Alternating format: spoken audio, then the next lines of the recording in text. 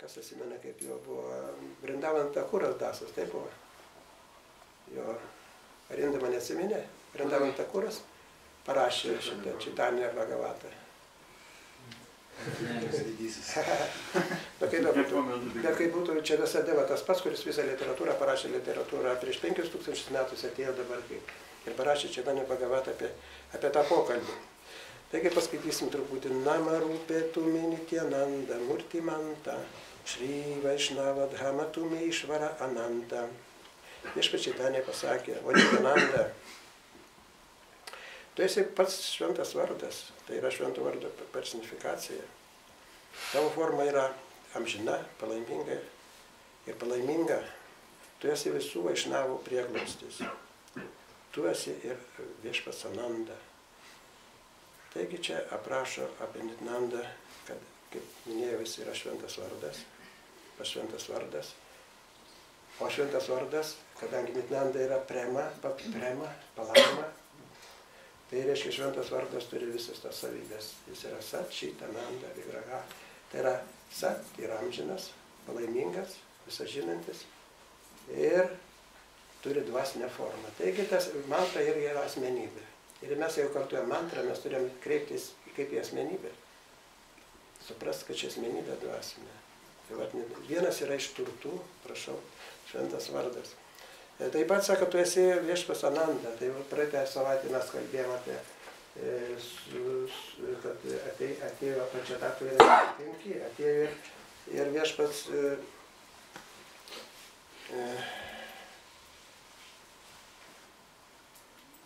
Šri Advaita, taip, Šri Čaitanė, Šri Nityananda, Šri Advaita, Šri Gadadhara, Šri Vasadi, penki atėjo ir. Tai sako, tu esi Ananda, o ką tai reiškia Ananda? Ananda palaiko visą materialų gamtą, ją persmelkia, ją kontroliuoja, todėl Ananda, Sadašiva medituoja į Anandą, į Višnų formą kaip Ananda. Ją vaizduoja Ananda Šeša, ant gyvatos guli Višnų. Taip matėt visi paveikslėlį. Taigi sako, tu esi ir Ananda. Jata Kičutamara Šri Angera Alankara Satya Satya Satya Bhakti Yoga Avatara. Visi papuošalai, kurias tu pasipuošė, yra transcendentalūs.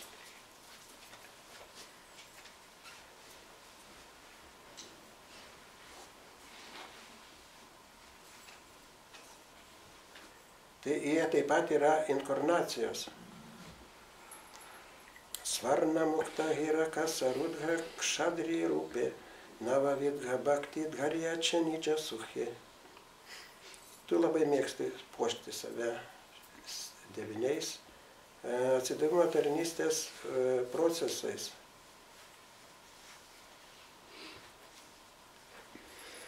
Ničati pati adhama jata džana, joma haila ebe sabarama čana. Visi žemiausiai polė, žemo gimimo, reiškia žmonės, visi bus išvaduoti tik tavo malonė. Taigi, čia kalba apie papuošalus, kad mėgsta puoštis. Ir kad tie papuošalai yra, kiekvienas papuošalas yra asmenybė. Yra dvasinė asmenybė. Taip pat minima, kad yra bhaktai įvairių šių. Minima taip pat, kai yra 9 procesai, atsidavimo tarnystės procesai. Tai yra kokie yra šravanam, kirtanam, smaranam, vandanam, padasevanam, dasjore, pudžana sokidana, atmani vedina govinda, dasa vilasarė. Tai yra klausytis apie Dievą. Šiandien mes ir darom. Šlovinti aukščiausiai, šiandien taip ir darom. Kada mes pradedam tai daryti, atsiranda šlovė. Nes jeigu apie tai nedarysim, mes neatsiminsim Dievo. Pradedam atsiminti apie Dievą. Paskui pradedam kažkiek bendrauti su juo per tą procesą. Galim tarp tarnų, galim draugų ir taip toliau, galim visiškai pilnai atsiduoti. Reiškia, 9 procesai, jie visi irgi taip pat asmenybės yra. Taip pat tai yra visi puošia viešpatį Čaitanę. Iš visų, reiškia, tų atsidavimo formų.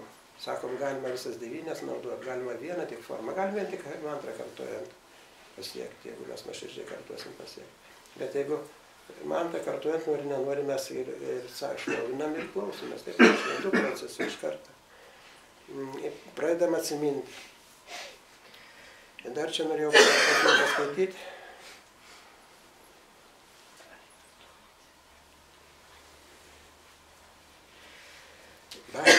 Janatu Sankirtana Sukhye, Aharniša Krišna šis Mukhye.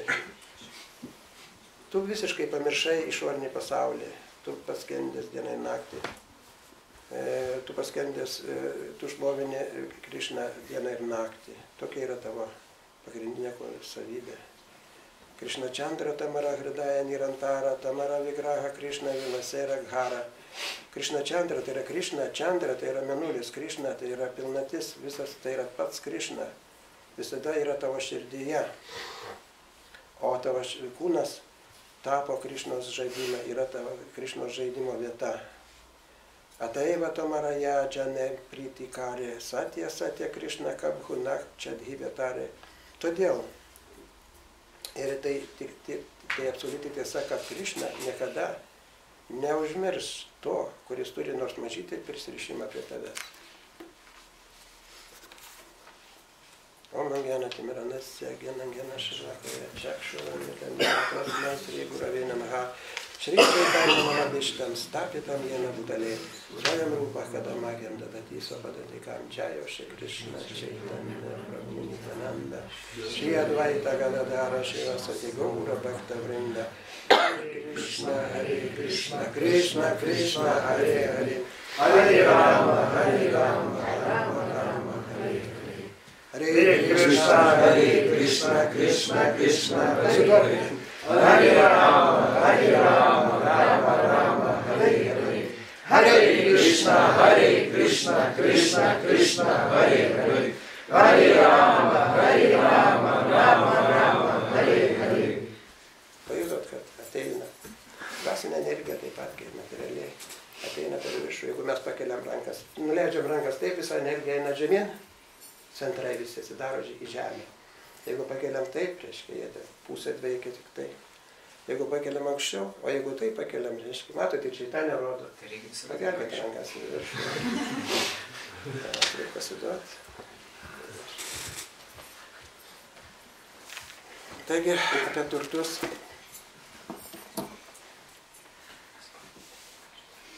Aprašoma Čaitanės Amritoje, kad viešpas turi, reiškia, medis, viešpas Čaitanės medis ir turi 5 šakas pagrindinės. Tai pirma yra pas Čaitanę eina didelė, paskui eina antra šaka viešpas Nityananda, šiandien viešpas Nityananda.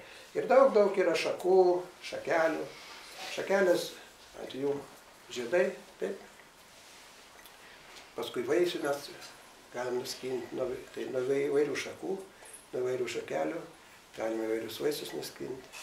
Tai yra parampara, tai yra seka mūsų mokytojų, kurie nuo 500 metų atgal. Mes visus juos žinom, visus tos pagrindinės ačarijos, tame tarpe Prabhupada dabar mums. Mūsų yra, Prabhupada yra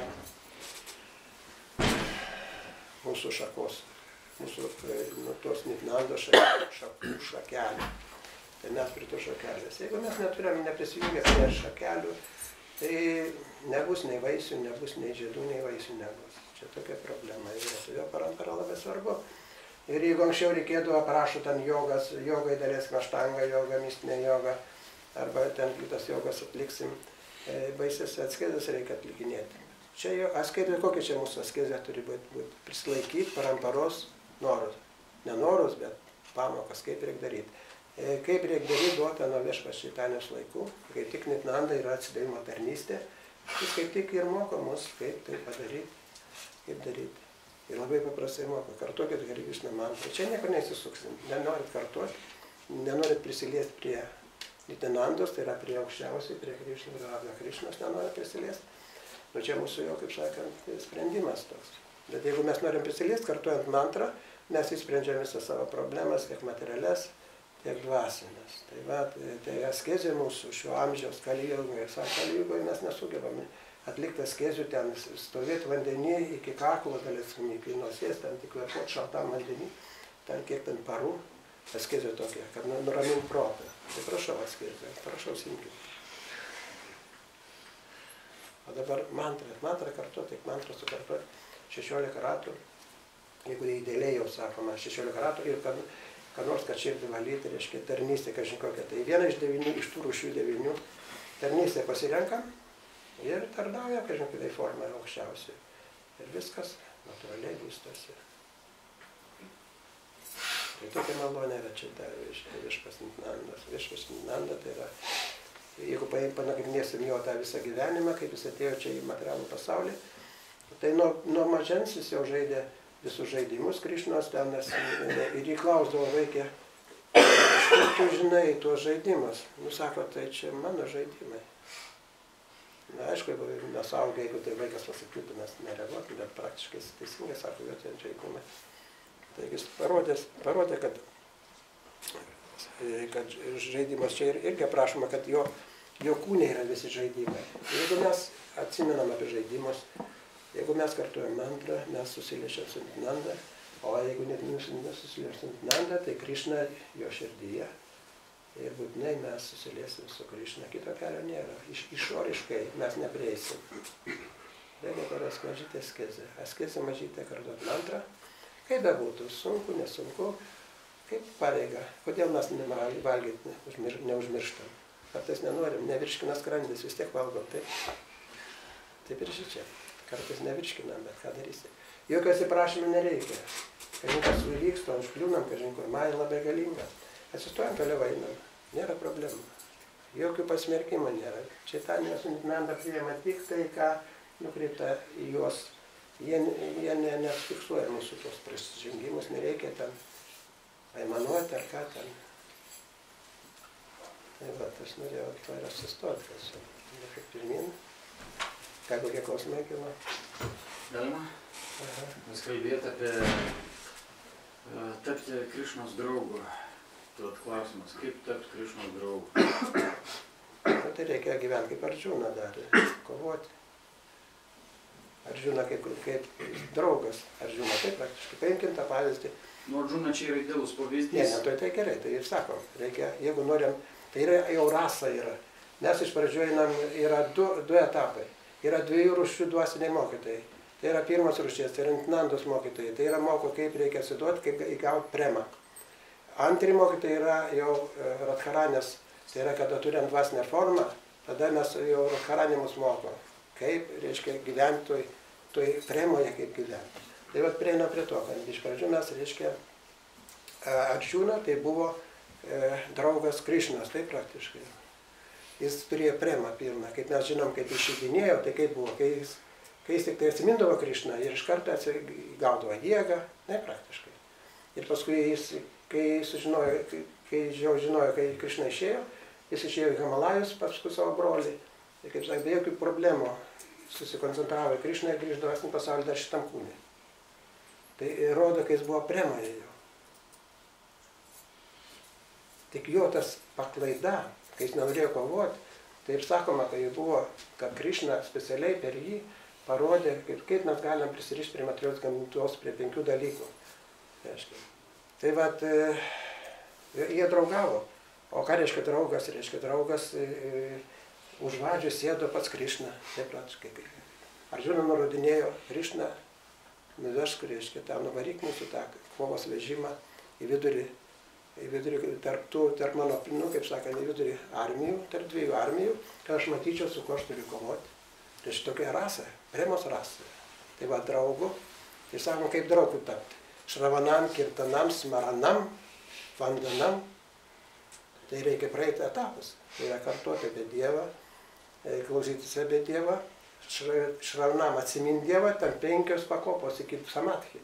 Tai va reikia, kada mes pradedam atsimint Dievą ir kada mes pradedam iš pradžių tik tai epizodais, paskui mes pradedam daugiau medituoti, paskui ateina samadhi, o tada jau mes susiliečiam su Dievu, tada mes galim melstis jam. O taip mes melžiamės pagal tuos šventraščius. Ne patys jau kūrėm, bet pagal šventraščius, pagal tos, kurie turėjo. Tai sakot, kaip tapti, reiškia, draugu. Reikia procese dalyvauti, niekur nepasislėpsi. Reikia praeiti šravanam, kirtanam, smaranam. Smaranam 5. Pamokymo nektarė prašomas šitą šravanam, kada atsiminimas tos 5 visos pakopos, kai jos labai rimtos yra. bet kokiam, reiškia, dvasiniam formai, mes turėjome praeiti, mes turėjome, kaip sakant, tas pasiekti samadhi, o tai reiškia būti priemoje, jau susilietų su Dievu. Kai čia ir vienam posme ant galo skaitėm, kad Nityananda neturi jokių materialių prisirišimų. Tai ką tai reiškia? Tol, kol turi materialius prisirišimus, mes negalim kontaktuoti su Dievu. Kodėl negalim? Todėl, kad mums tai prisirišimai mus laiko šičia.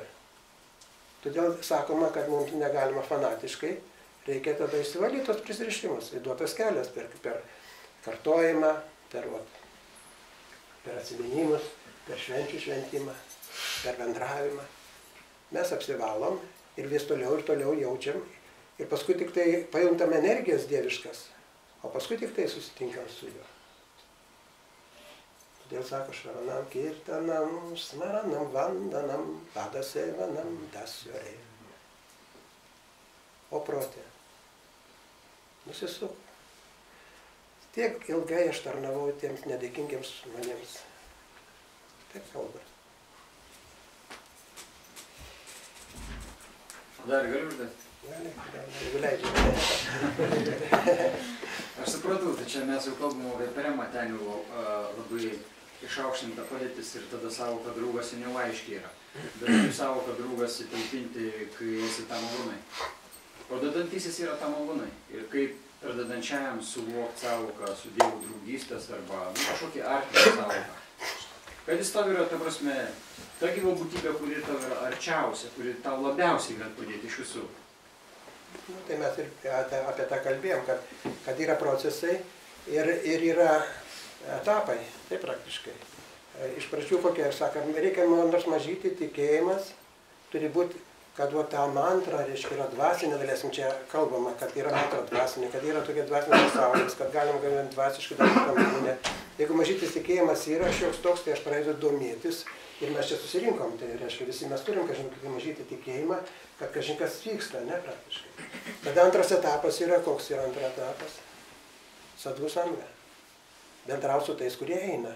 Žiūrėti, nagrinėti juos, ar jie pasiekė, ką nors ar nepasiekė, gal čia, žinai, va taip ir žiūrėm viens kitą kritikuojam, aha, tas nieko nepasiekė, dabar tu užuomena man, kad čia pasiekė, kažkas nepasiekė, reiškia, tai praktiškai. Paskui bažnyčia kryja, reiškia, tai yra, jau mes matom, kad čia rimtas reikalas, mes priimam kažkokį vadovą.